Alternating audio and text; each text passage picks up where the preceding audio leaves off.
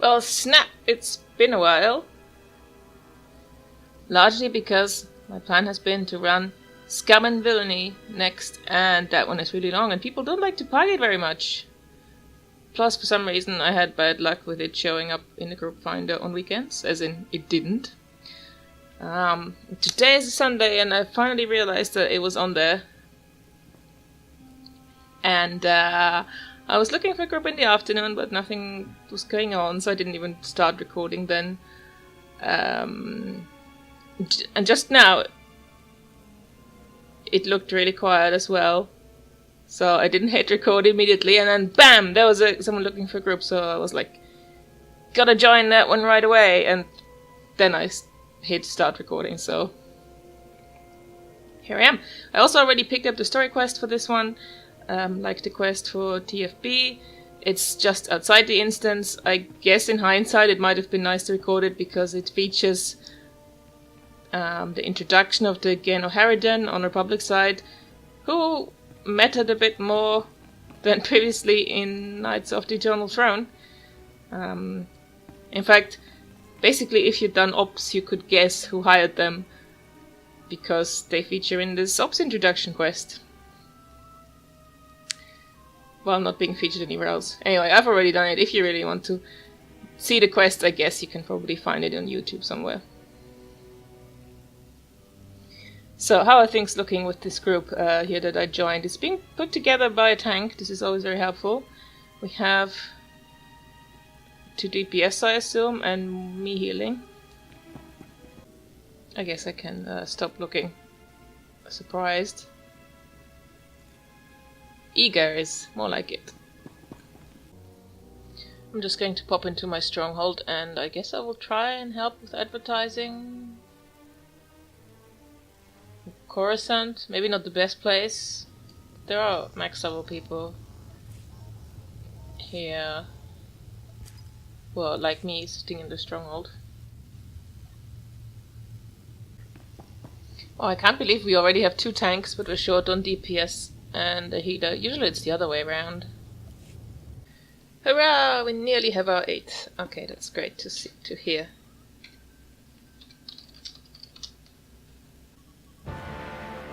Great, here we are, and of course our group makeup is invalid because someone hadn't selected the right role, but now they have.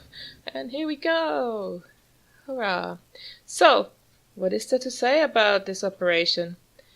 It was released with the Rise of the Hard Cartel expansion, so like a lot of content in the game, it has been around for a long, long time. So the old-timers among us have had a lot of time to do it over and over and over again.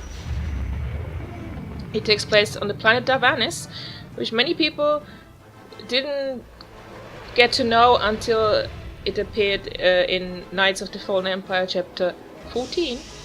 But the raiders among us already knew it from way back, and for us it was more of a happy reunion, like, oh, we're going back to Darvanis.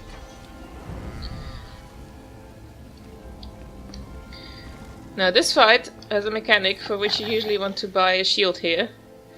But I won't bother because they changed it quite a while ago, so the mechanic never affects healers, which I find a bit of a shame because I thought it was quite fun.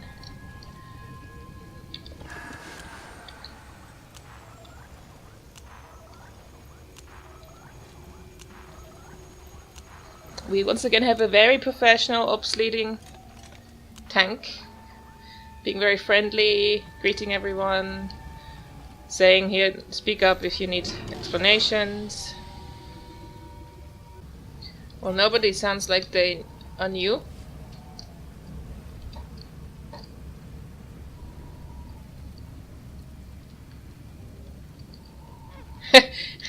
Someone was even already asking questions about the 4th boss.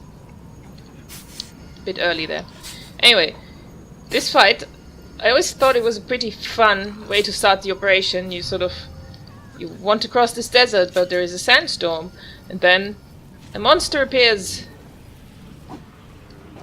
That's rude. And you have to stay under this shield to be protected from the sandstorm. And the mechanic that I mentioned that has been removed was that every so often you would get lost in the desert.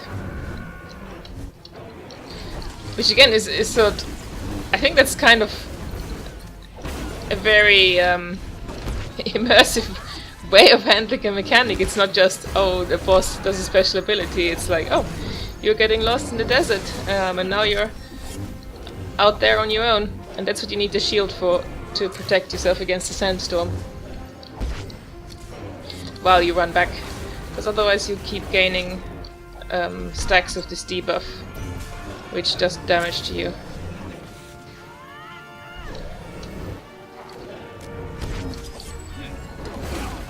Well, our DPS doesn't appear to be anything to write home about so far. Especially with everyone above 240. No, here's one 227, I guess.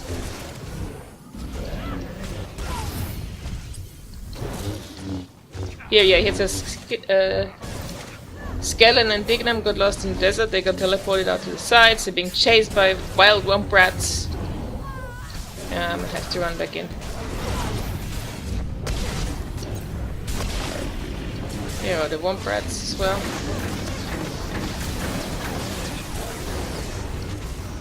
Now, ideally, we should also stand against this wall here because it can be knockback.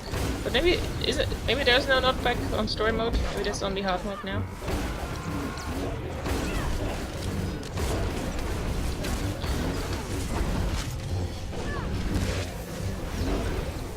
No, there's the knockback.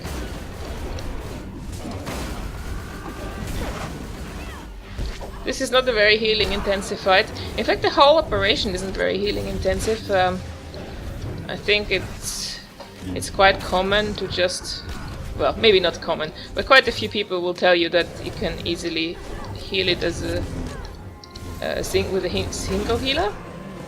But of course, pugs tend to play it safe.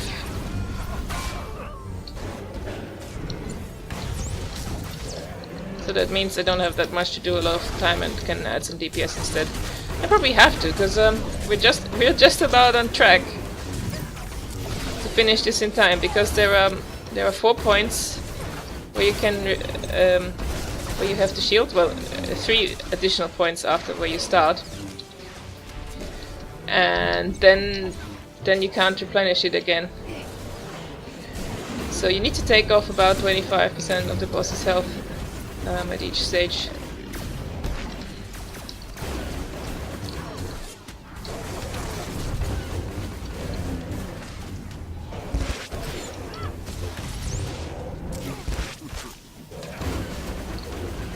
Okay, our tank is optimistic and telling us to kill it here and not go to the 4th shield. I guess you can do that, but the shield will run out, I think, because DPS is not very high.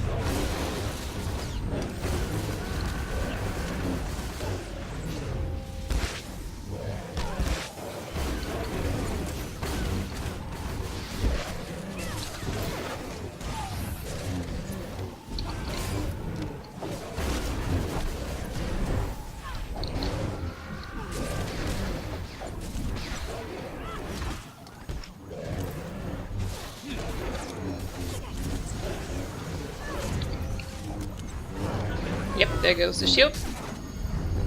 Well, still has 14% of his health left. Okay. I guess we're not killing it on the spot here, since we were moving again. But whatever.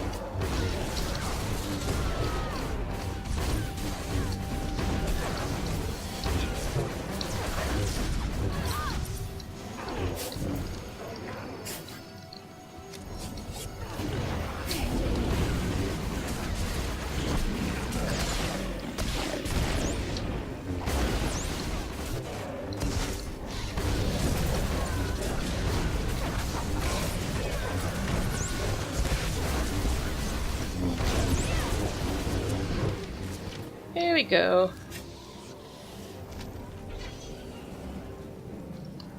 As usual, gonna pass on most things. Anyway, I was saying, this operation has a pretty nice story, I would say, and not in the sense of cutscenes or anything, but it sort of combines mechanics and story in a very nice way. As in, you explore the sandstorm, and there are mechanics that have you dealing with the sandstorm, and then you travel through these various bits and bobs. You have to get past the Guardian droid. You have to infiltrate the city, and the story and mechanics are very nicely tied into each other. The reason it's so hard to find the park for it sometimes is that it is longer than every other operation. I mean, I have pugged 4 of them so far in this series, and you might have noticed that all of them, or all of those, had always had 4 or 5 boss fights, and that is pretty much the standard for SWTOR, except for this one, which has 7. I don't know why it has 7. Someone at the time obviously thought it was a good idea, for whatever reason. And I mean, it does go with the narrative structure, because it makes it a sort of more epic journey, but it also means that it's longer than any of the other operations. So if you're mainly after the reward for completing it, and not after drops from the individual bosses, then it's rather unattractive, because it takes longer than any other things. Whoops, what is this? We ran past. Okay, well, at least he's checking with everyone.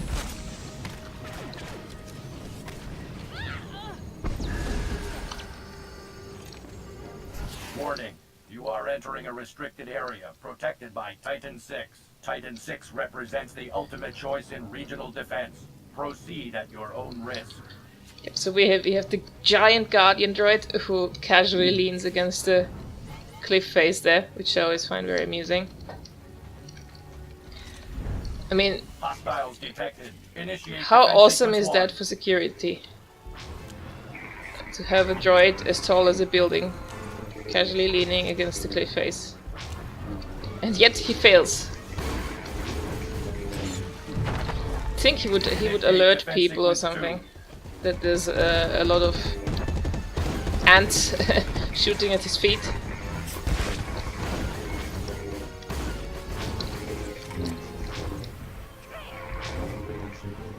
Now the fun mechanic here is that every so often he launches himself into the air, and when he does that, he does a big AoE.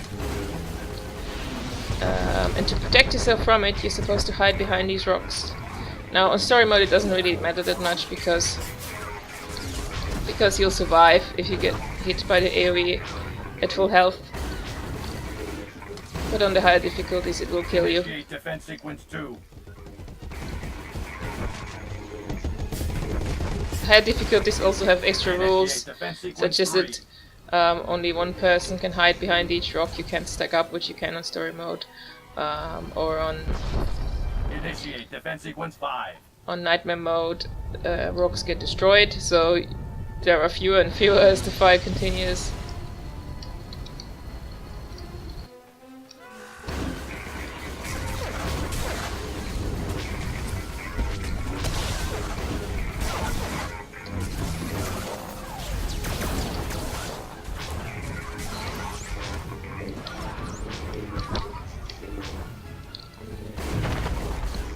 Initiate defense sequence 2.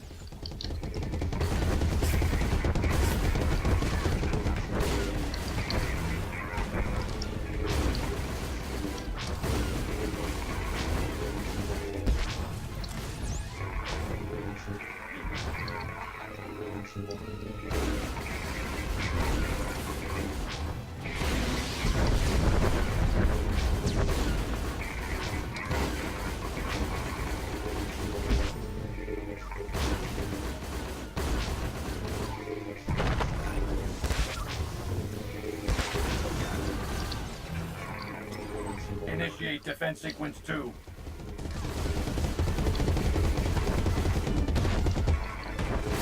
Initiate defense sequence 3.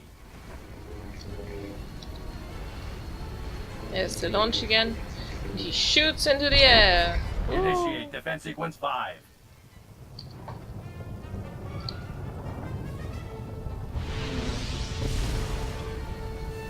There he comes down again. I think that it just looks incredibly cool.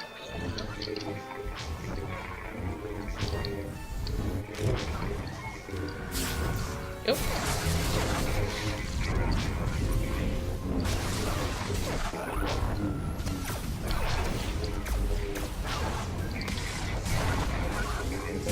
Initiate defense sequence 2.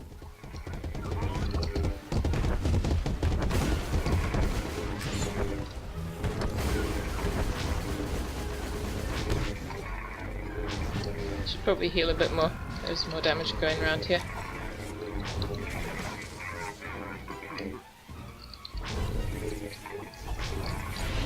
Titan 6 is not programmed to feel fear.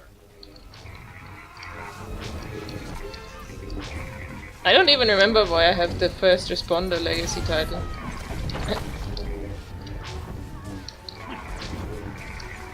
Where that's from or why I picked that one. Initiate defense sequence 2.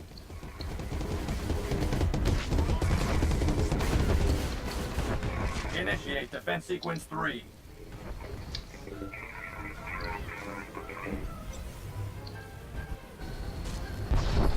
Initiate defense sequence 5.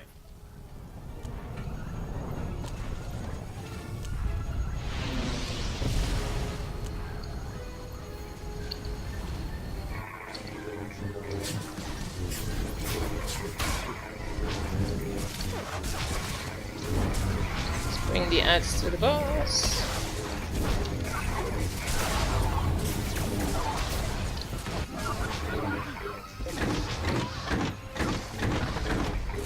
Initiate defense sequence 2.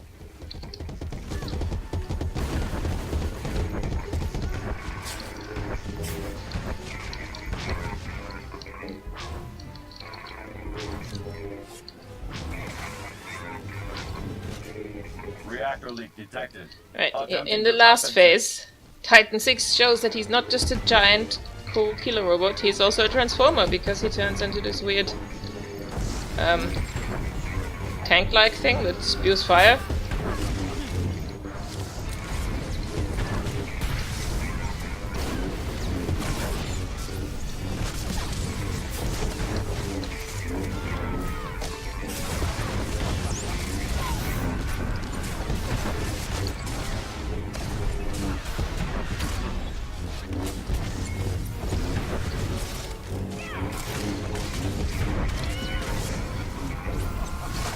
Power levels at 0. Here we go, and this reminds me once again that I forgot to put on the command boost. Go me. Don't know why I always forget until I actually see a ranking up, and then I remember all of a sudden.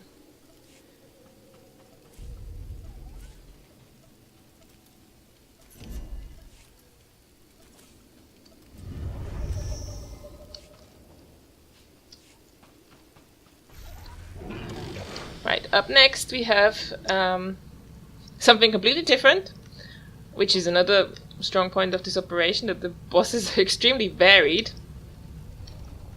Well, first we have some womp rats.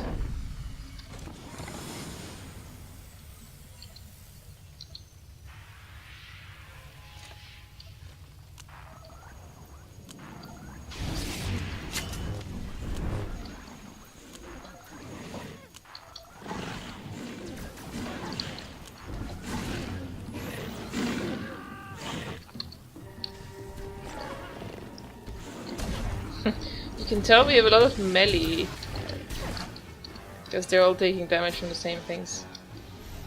This is usually where I get all caught up in scavenging the womp rats, because being a bioanalyst is on my main. But I'm not on this one, so the tanks are safe from me abandoning them in favor of mats.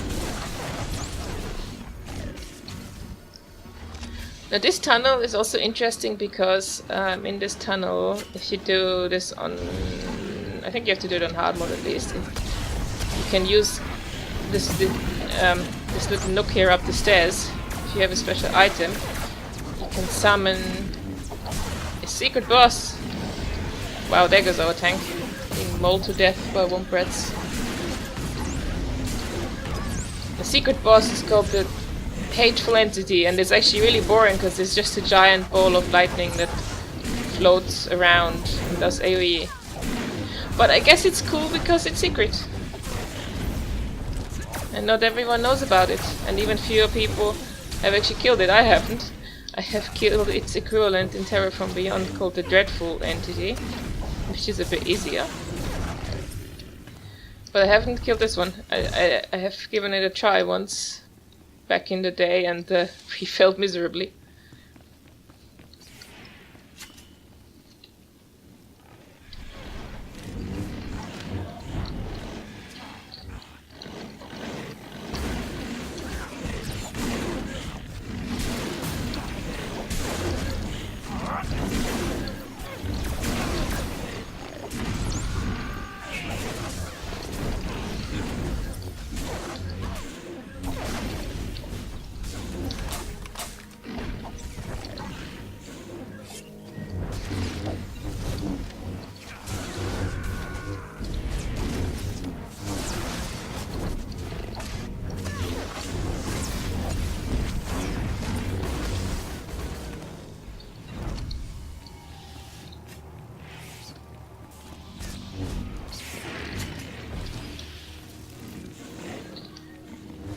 We're progressing swiftly enough so far, that's good. I mean, with 7 bosses, you don't want to hang around.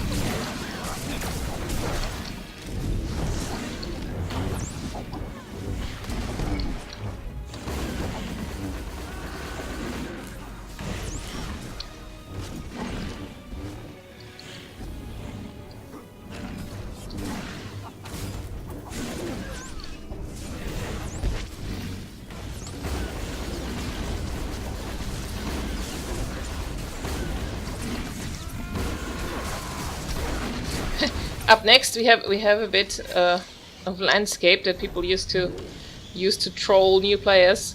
As you see this Sarlacc pit here.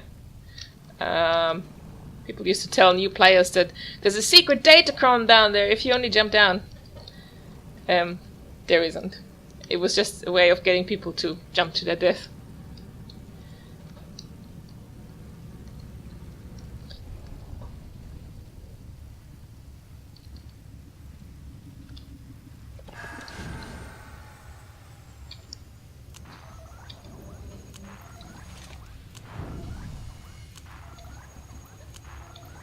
Now up next we have a scene somewhat reminiscent of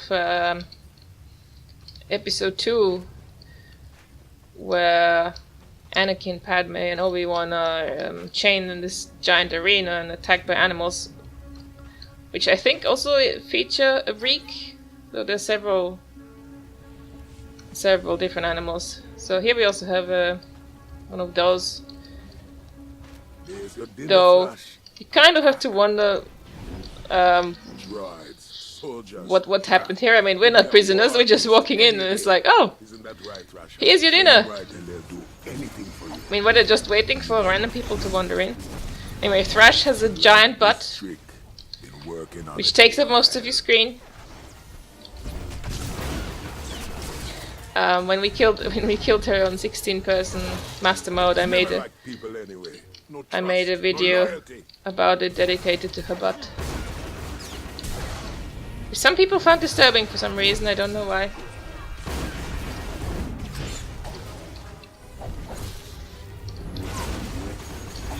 So yeah, this fight is fairly straightforward. You DPS her on the ground, every now and then people get a little circle and they have to run away from the rest of the group because they'll plant a bunch of fire on the ground shortly. Like this trick, been working on it a while.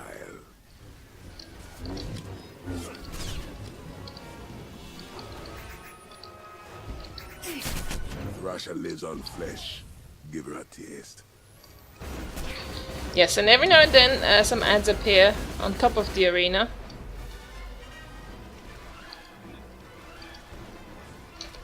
Yeah, I can't really target him for healing, that's annoying.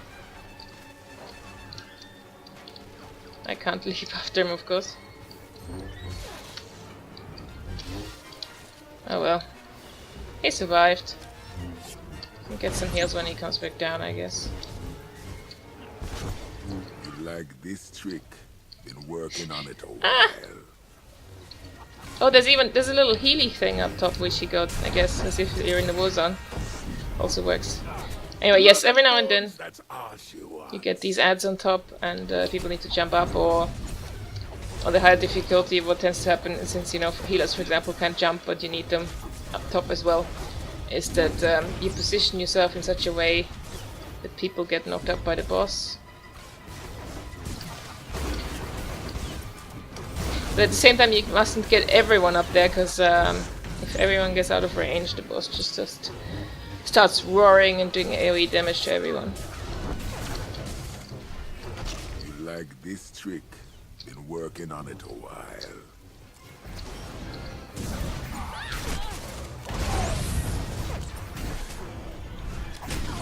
Russia lives on flesh. Give her a taste.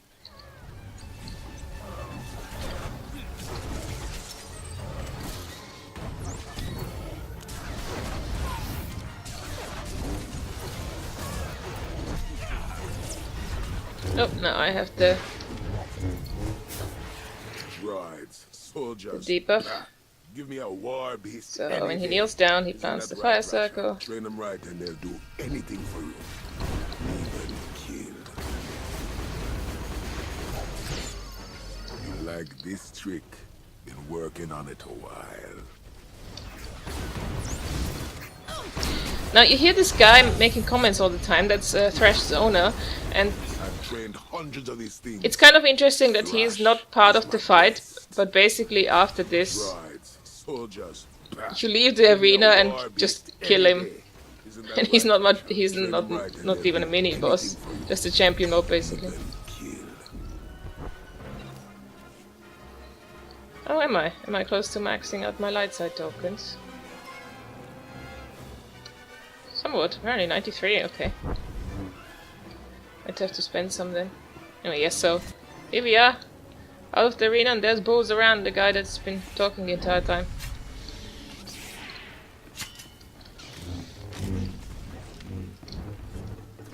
You kind of have to wonder why he's so separate after the fight and not part of the fight.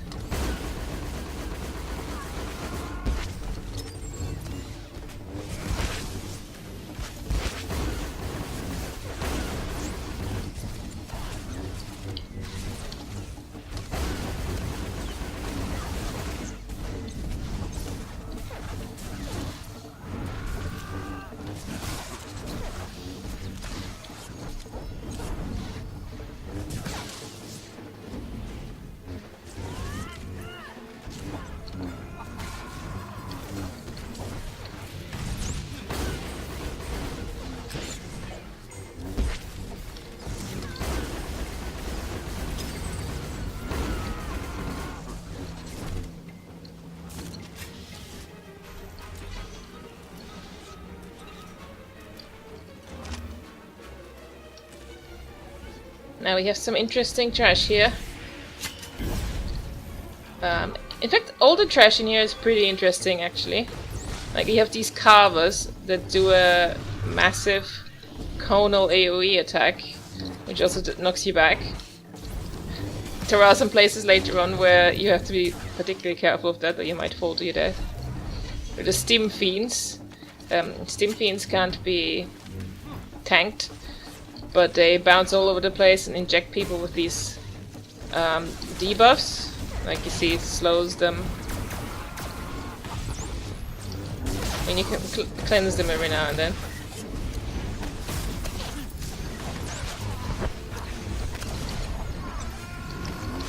Basically, while the person has the debuffs on them, it does things like slow their casts or stun them.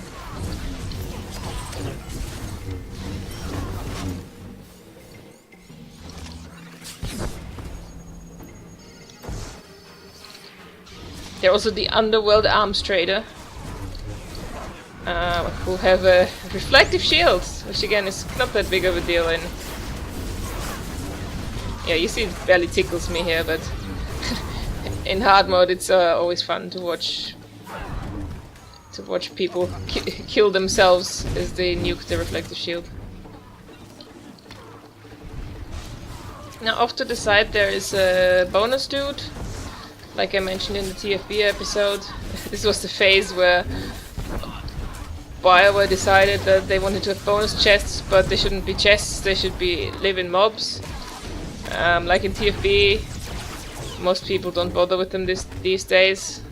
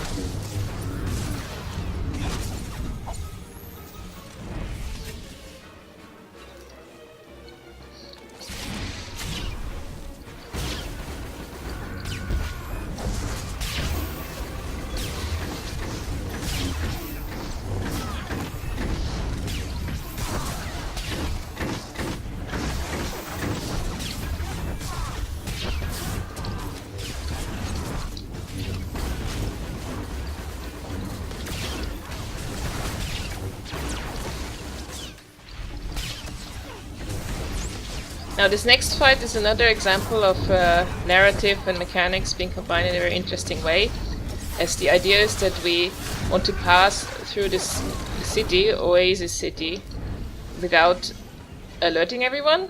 Basically, if you alert everyone, then you fail the encounter, because the idea is that security droids appear everywhere and you're basically busted.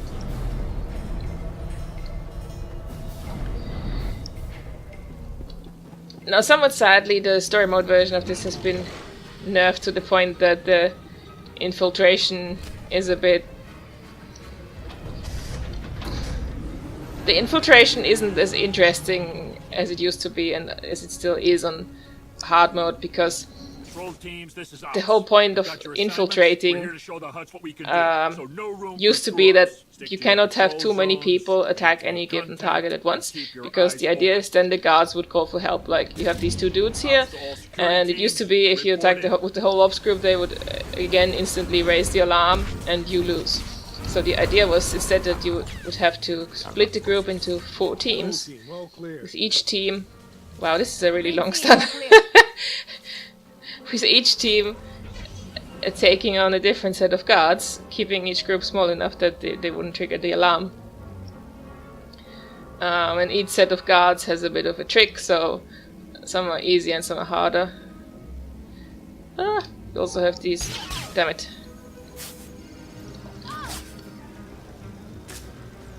You also have these extra droids.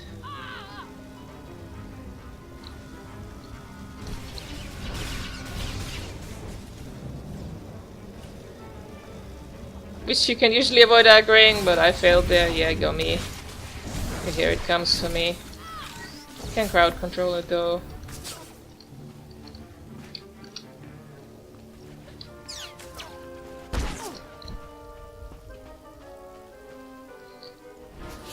At least it will stay back for a while and not bug us. It's shooting me there. Oh, someone else pulled that one. That wasn't me. It's just shooting me because I'm healing.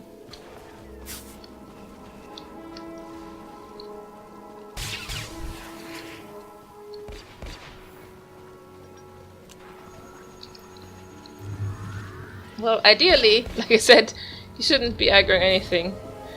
So you could keep mounting up and going back, but we have all these droids here bugging us. Just have to keep running until we get to the end of the city area.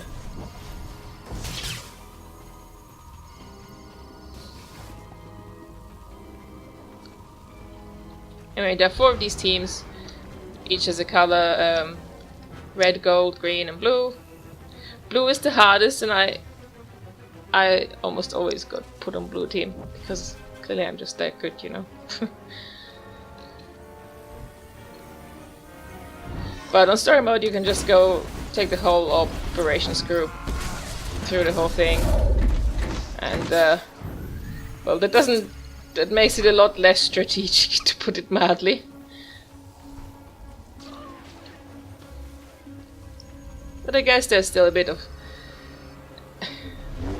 tactic behind, you know, having to stay together and dealing with the ads you might pull.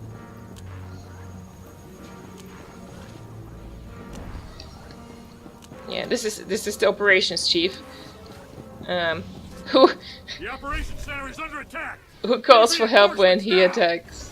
Well, he calls for help when he gets attacked. I always found it very amusing that basically he yells at his teams for not showing up. Where are you, scumbags, or something?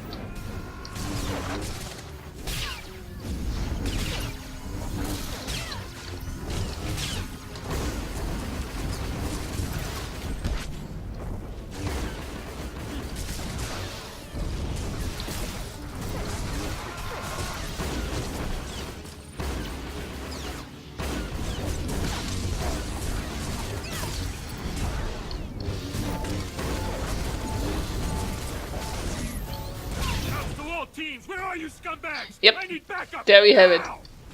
Where are you, scumbags? I just find it very amusing.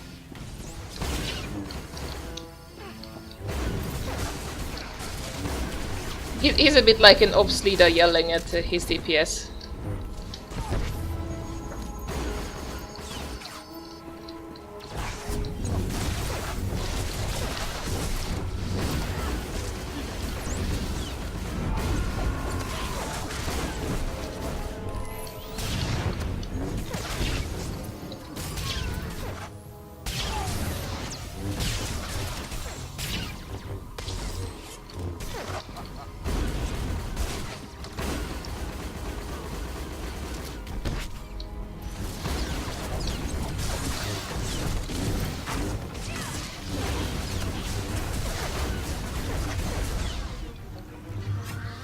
Right. There isn't any trash between this and the next boss. But the next boss is a bit of a drag and my least favorite in here, to be honest. Not because it's a bad fight exactly, but it is really drawn out and there are some pretty boring periods, I guess.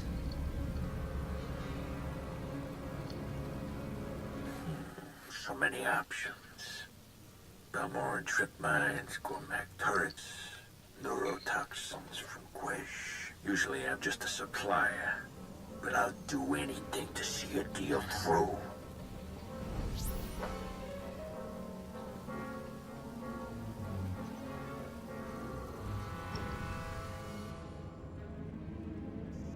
So yeah, this is Olok the Shadow, who is an arms dealer, and he has all these battle droids lined up for inspection by this wealthy buyer.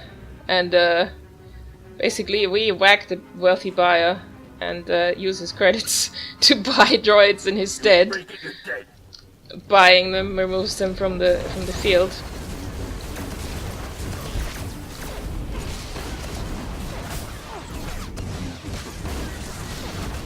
And any that you don't remove from the field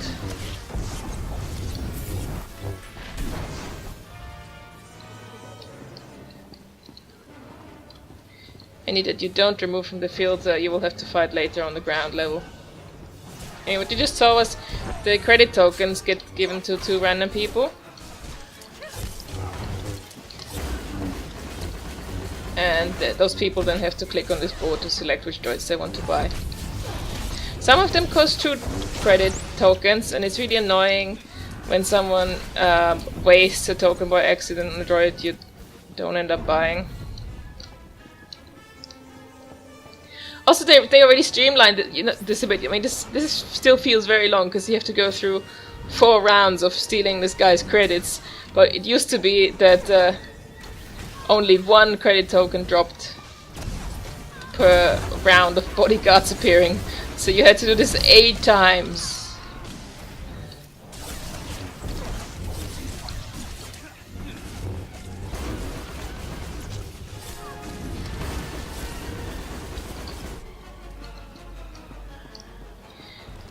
Now, we're just doing the simple way, which is to remove all the blue ones, which cost 1 credit token.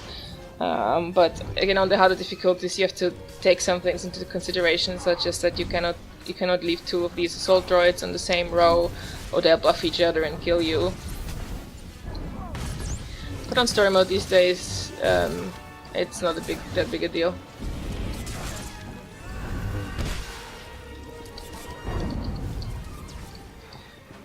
Oh god, this phase, even though it's been halved, even though it only takes half as long as it used to do, it's still so long.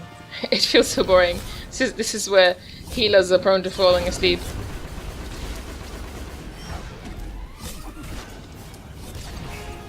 Been saving this for a special occasion. Like yeah, when you're done, he puts gas in here and you have to quickly take the lift downstairs. Just watch where you step.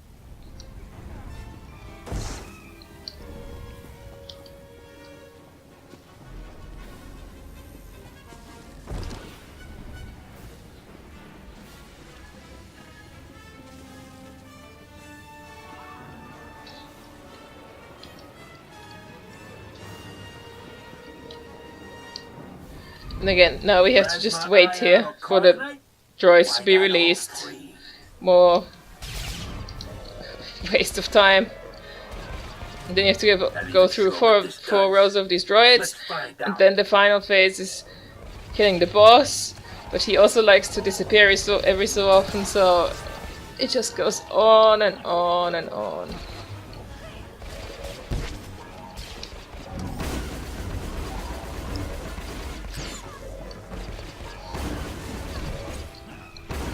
And it's a real shame because again, I think it's pretty inventive. This whole idea of, Not even sure what this does. stealing someone's money to buy droids, so you don't have to fight them. I mean, that's really cool idea. It's just that the fight's implementation floundered a bit. Yeah, it's making me sleepy just waiting for these droids to spawn. It has nothing to do with it being 10 PM. Did that hurt? It should have. Not even sure what this does. Let's find out.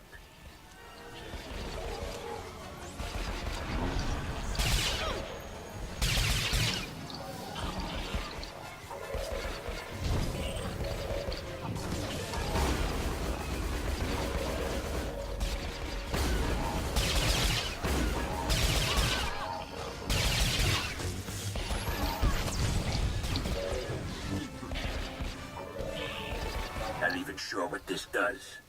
Let's find out.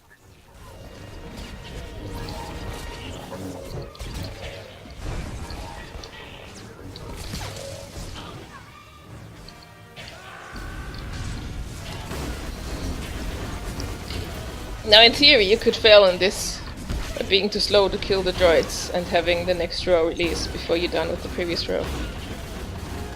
But it's not really an issue. Not even sure what this does. Let's find out.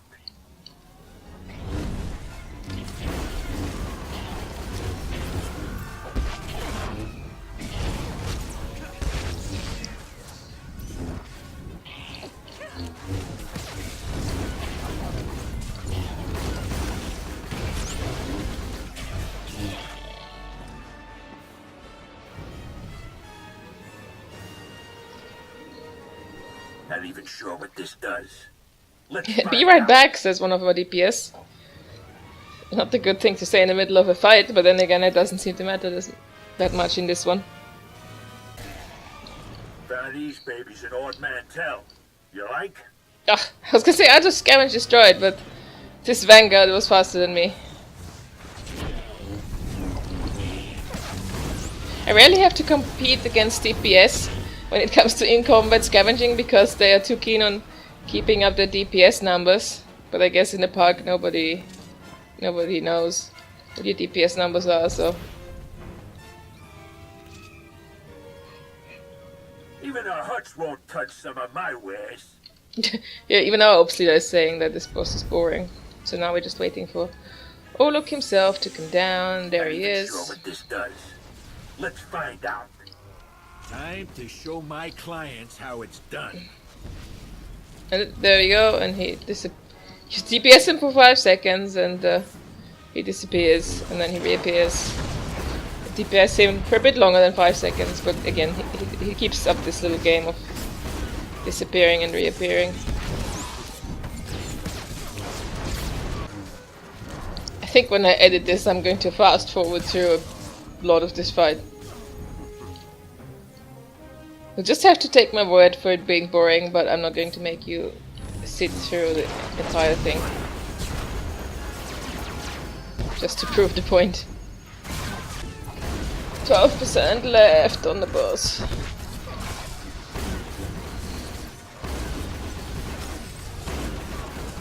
I reckon he's gonna vanish one more time before he dies. Are we gonna get him? No, we got him! Woohoo! So plenty of this stuff to the others. Have fun. Whew! Well, I sure am glad that this is over. Only 2 more bosses left and they are more interesting than this, so... Yay!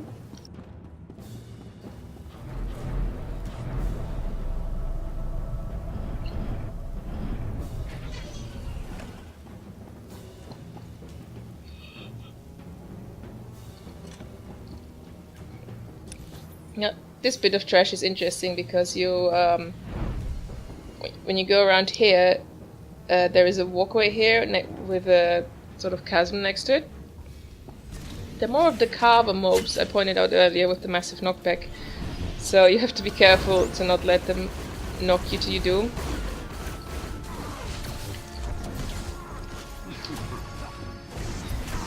Also, I suppose any place where you can fall to your death. It's also a place where you control your guildies if you like, if you're playing a sage. I once saw a little video which I found amazing, which showed an operations group at this stage in the operation, at this chasm here. Wait, you'll see it properly in a sec. Yeah, and the video showed basically a sage placing his phase walk up here, then jumping down, pulling one of his guildies to his death, and then phase walking back up. I just thought that was really, really skillfully done. You can knock a few of the mobs to their deaths as well, like this.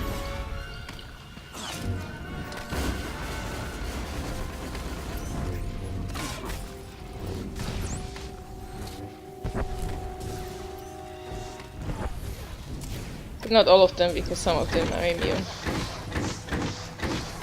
You also don't want to get knocked inwards, because another one of those living chests is in here.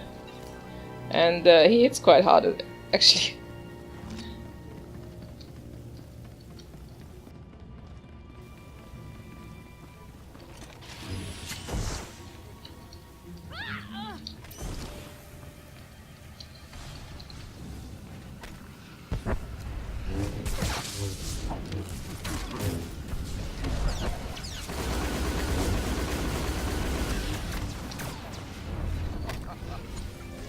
Such skillful corner pulling we're doing here.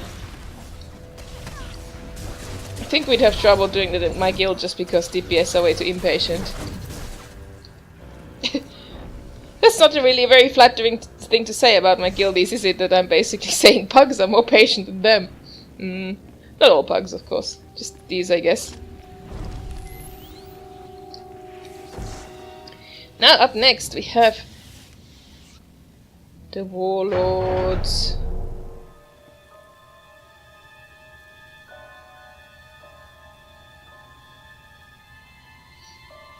There is a little cutscene here. Well, these guys introduce themselves. I'm actually not sure if I should watch this, because it's quite longish. People might want to pull already. Yeah, these guys make a grand entrance. Randomly blowing up boxes.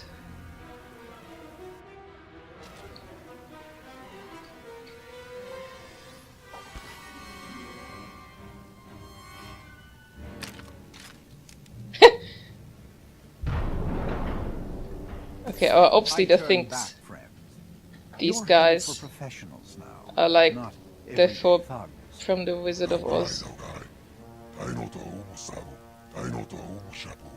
And a mere arms dealer, a man of That is such a disturbing comparison. I'd never thought about it before.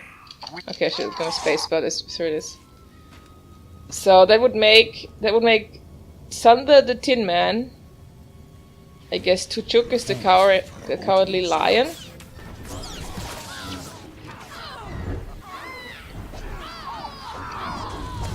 Who's the scarecrow though? And who's Dorothy? Is Phyllis got Dorothy? That seems weird.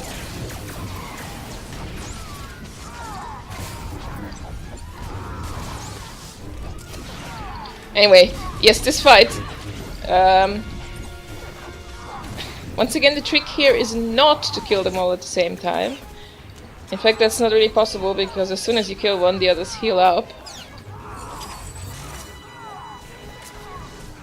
But what happens instead is that every time one of them dies, the other three gain an extra ability. So you do want to think about what order to kill them in. And this is actually, because I was remarking in the Terror from Beyond video that it seems this sort of mechanic seems a bit wasted because the community picks one good order and then does that every time. But in here I have actually seen people do different orders. I mean, my guild, I was always used to doing Horik first, who is the commando, then Valuska, then Sander, then Tuchuk. But I've also seen groups that do Sander second and then Valuska. But I've also seen it with, I think it was in Master Mode, right? I'm not saying, I don't know why I'm saying right, as if I'm expecting an answer from someone. Yeah, there I've also seen, I think it was Horik first, then Sander, then Tuchuk, then Vilasgar last. So yeah, either way, the point is that there is some variety, as people judge their abilities differently. I mean, Sander, when two of the other guys are dead, I think that's when he starts rooting people, which is very nasty because basically, as you can observe here, he basically has to be tanked all the time because he hits too hard. So if he also starts rooting people, then basically you're in trouble. But we always found that we were able to work around that. Oh, hello. Have I been too close? So I got aggro, healing aggro from him.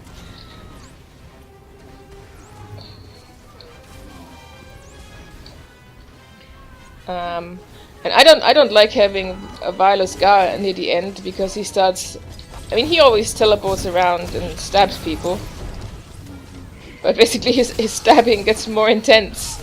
And if you leave him until last, basically he keeps going and going and going, and the stun never ends. And you have to sort of rotate through people using the stun breakers and stuff, and it gets quite intense.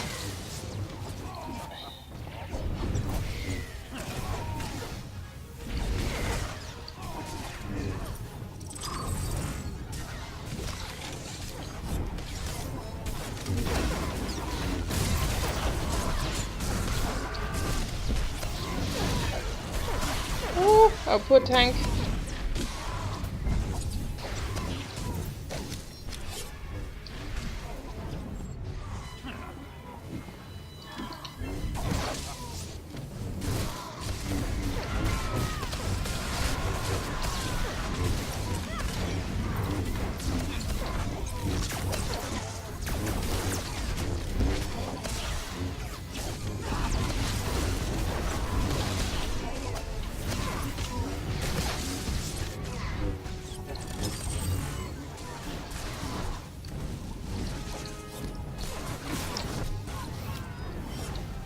I guess our tank is not having an easy time with Sander because he's a guardian, so he has to be in melee to hit him at all. I guess a Shadow or Vanguard is a bit better for the job of kiting him, since they have a couple of ranged attacks to hold aggro while beating him in circles.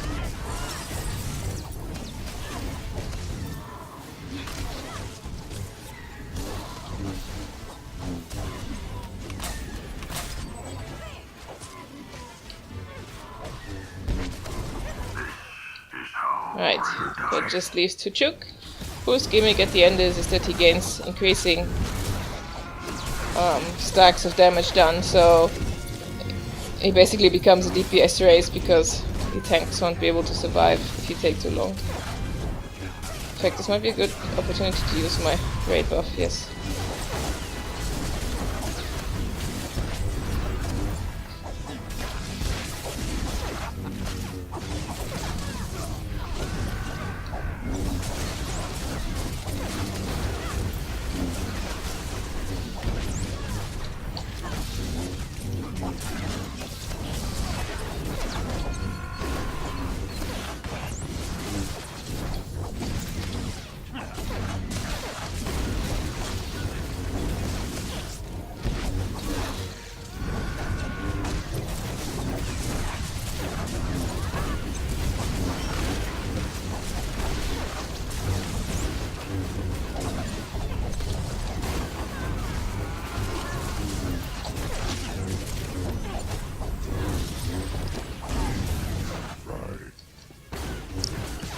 Okay.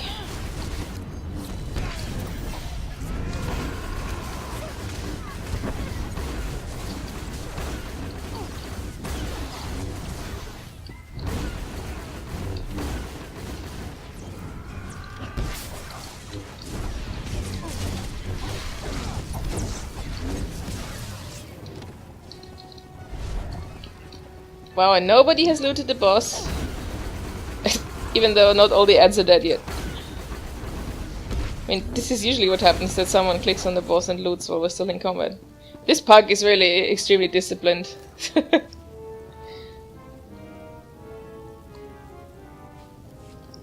Right, this next bit is basically the surprise twist of the operation, so to speak, because as you would have seen in the introduction, if I had actually bothered to record it, the basic premise of this operation is that the Huts are hiring more mercenaries to fight the Republic, and you want to stop that, but then you come here and it's not just the Huts, but the Dreadmasters are behind everything. Shock horror. Specifically here we have Dreadmaster Styrek, who has the most appealing voice of them all, in my opinion.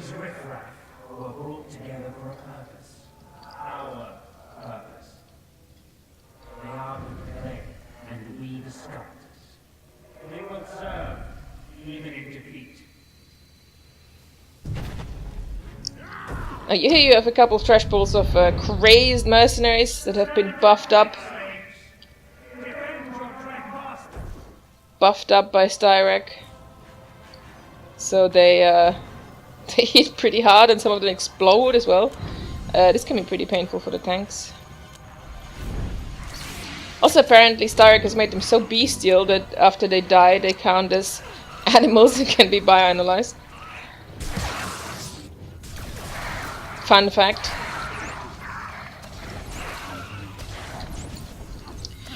So yeah, the Dreadmasters are basically behind everything in those early operations. I mean, except for Eternity Vault. Eternity Vault really stands on its own. It's just, yeah, so but then Karagas Palace ends with you finding that the Dreadmasters... Well, actually, Karagas Palace ends with you finding that someone has been influencing the Huts, and I think that the log does. They see in a log that characters called the Dreadmasters have been influencing them, but you don't actually meet them. You just sort of hear the names, like, oh, these Dreadmasters are involved, and then at the end of EC, you actually see them as they bring Cephas back to life. I'll need on that. I like those. Didn't win. Oh well. Then in TFB you fight the minions, because they are getting involved a bit more openly.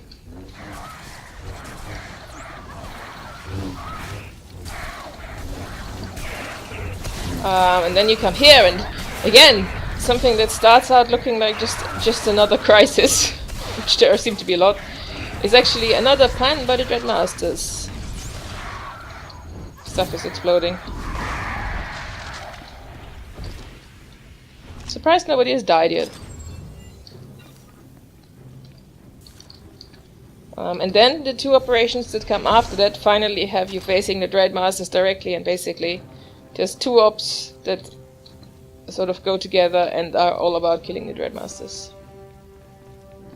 Now this is another great bit where you cross the bridge,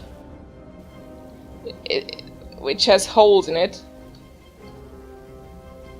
I mean, this is already enough to trip new players up sometimes, because they might not expect a holy bridge. But in Master Mode, BioWare was so devious to make the holes invisible. They are still there. So basically, this bridge actually has a Master Mode. A lore bit here, in that there are invisible holes. So that's a unexpected sort of try to drive over it and then fall to their deaths. Much to the amusement of those who know what's happening.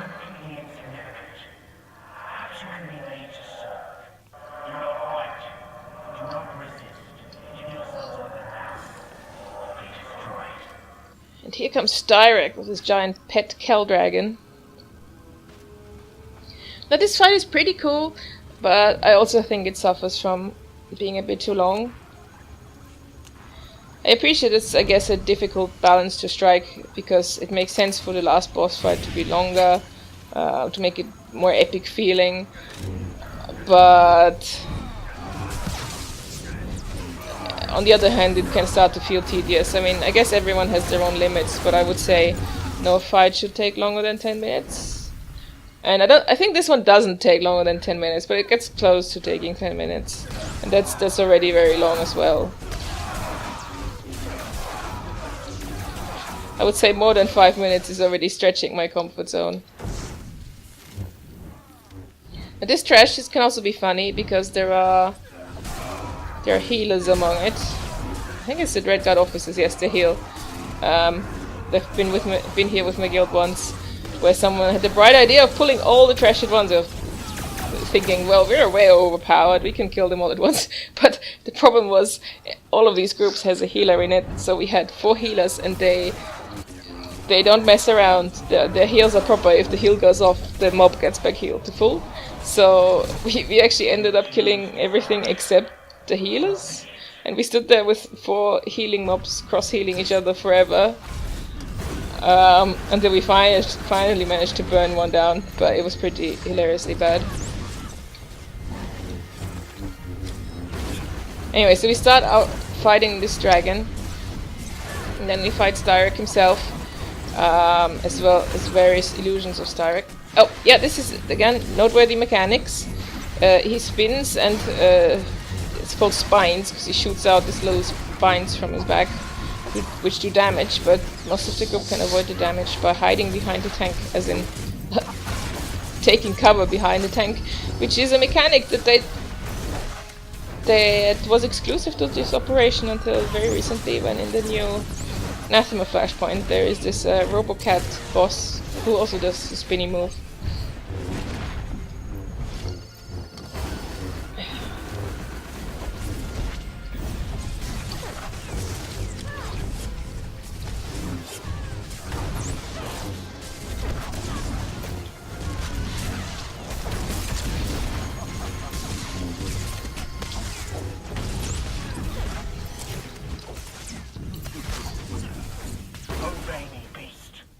Fight on!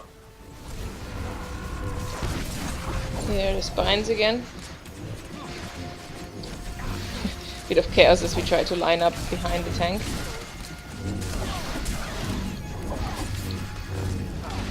Someone's standing a bit out of line. Getting nuked. I remember the very first time I came here, this mechanic just blew my mind. I was like, what, you mean just standing behind the tank actually prevents damage?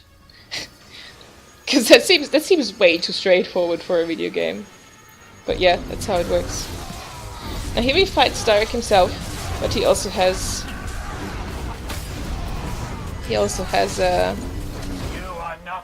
several different phases that he repeats. Basically, he disappears and summons copies of himself to attack us.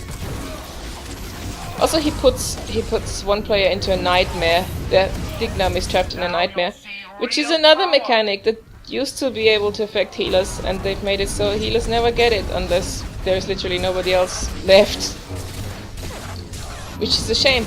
I mean, I understand that they don't want to rob the party of its healers, but this fight isn't super healing intensive, so people should be able to survive for a little bit with only one healer. Oh. And yeah, here you can see the phases. There is the big ad phase, where you have to kill the big ads before you get surrounded by an electric fence type thing. And then there's the small ad phase, where you have small ads shooting you from all directions, and you have to kill them. And I think this is where the fight is a bit boring, because you go through those phases of fighting the various ads like 4 times, and they're just not that exciting. I mean, in the higher difficulties there are things that keep you busy, I guess. But even so, it's quite repetitive. Oh, what's this? Benevolent. Oh, so I gained a thingy rank, right? Light 4. Oh, hey! Mere smoke. Now taste fire. Are you ready to obey?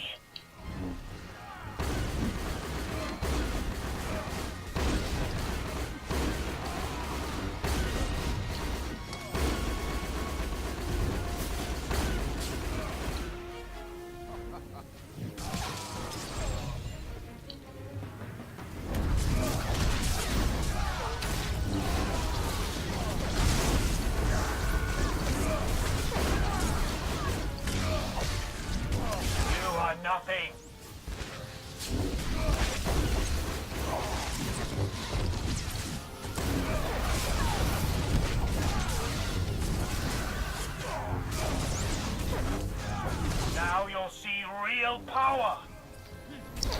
This is round 3 of the lightning ads. I think we'll have at least one more because boss is still pretty high. Near smoke. Now taste fire.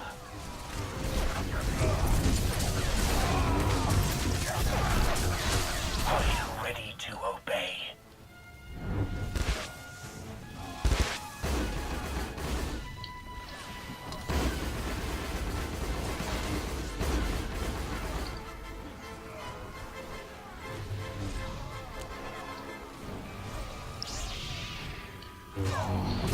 Yeah, the boss is only at 49%, so...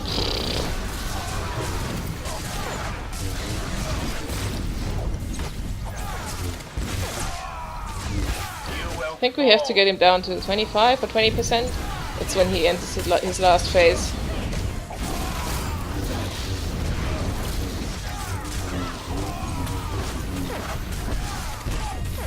Now you'll see real power. And lightning adds phase number 4. I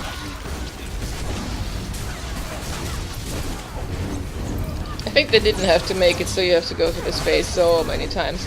I mean, I guess there is... It's supposed to be a DPS check, Now taste but they could have made it a DPS check without making it so long.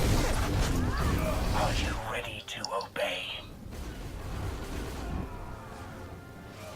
Just take his health levels down a little, and make him enrage a bit sooner. There you go.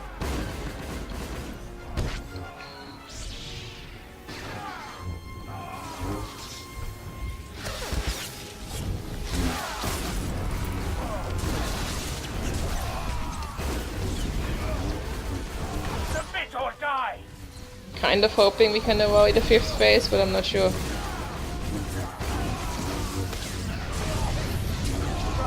Ah, yes, yes. Grant me power. No, Now you'll see real no, oh. Usually when he says that brothers and sisters grant me power, it means he's about to enter the last phase, but he had time for one more big ad.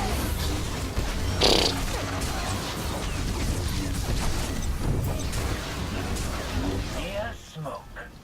Now taste fire. This broke the beast. Alright, here we It go. will break you. He seems to resurrect his Kell Dragon. And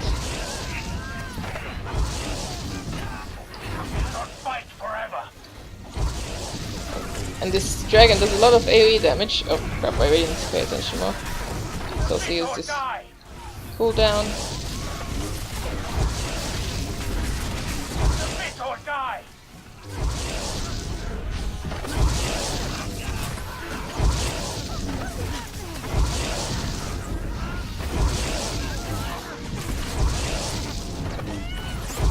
No! We got our tank. Fail. That I'm pretty sure that only happened because just earlier someone was praising our healing, so clearly we had to fail. Am I stunned? I was stunned.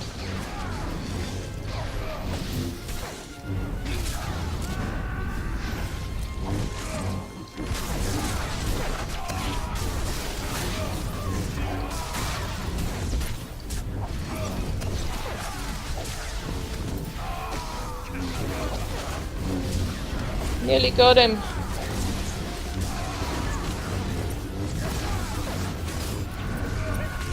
One loss. And there we go. 5 remain. Whew. It will be enough.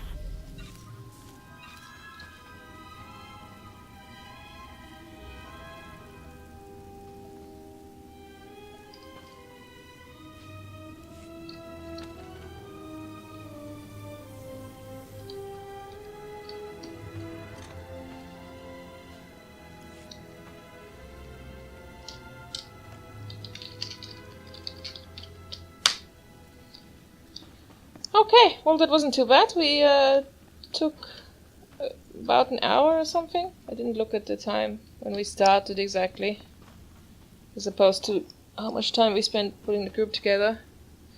That's decent enough. Oh, this person even said hugs. Such a happy pug that was. Welcome back. You never cease to amaze. every last one of the mercenaries defeated, even with the Dreadmasters themselves intervening. The thought of those butchers going to work for the Hutts was bad enough. If the Dreadmasters had taken control of them, I can't imagine the carnage we'd face. We can hardly make a move without the Dreadmasters going against us. You're right, and we're not going to stand for it any longer. All the Republic's resources, military, SIS, even the Genoharadan, will be dedicated to finding the Dreadmasters' hiding place. Once we do, you will neutralize them. Havoc Squad is always ready to serve, Chancellor. For now, you should rest. You're going to need your strength. Hopefully, very soon.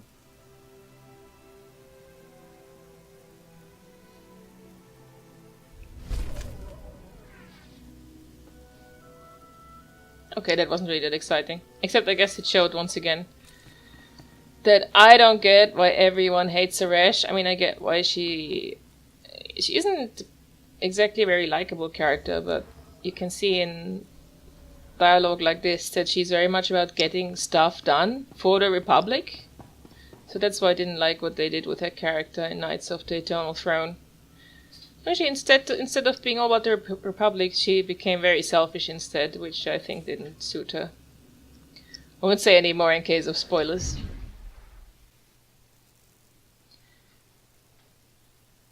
Which is to say, in case anyone still hasn't played through that and doesn't want to be spoiled. Right, that's it. Roadblock out of the way. I always figured this one was going to be a bit tougher to find a group for than the others. I think the two Dread operations are going to be easier because they are the opposite of this one in terms of length. They are fairly quick to run through, so people are happy to pug them. Though, of course, first we'll have another Uprisings episode. And we'll see you next time.